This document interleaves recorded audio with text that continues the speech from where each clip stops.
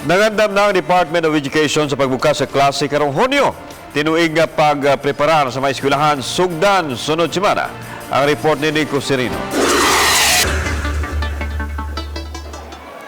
Karong Lunes na buksan ang Brigada Eskwela.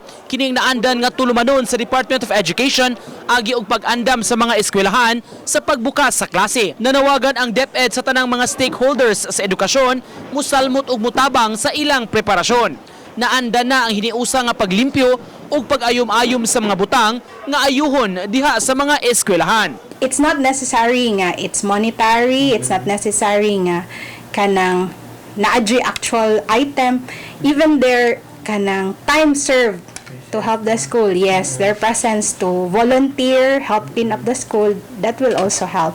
Human magamit ang mga classrooms sa eleksyon ni atong miaging Lunes, padayon ang departamento pag-assess sa estado sa mga eskwelahan.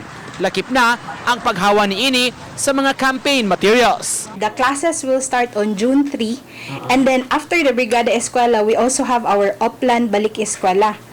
Oplan Balik Eskwela is starting May 27 to June 7. So during that period, we will be checking the readiness of the school, nya katong mga children nga magpa-enroll. Uban ni Clans Gabutin, Nico Sereno, Balitong, Bistok.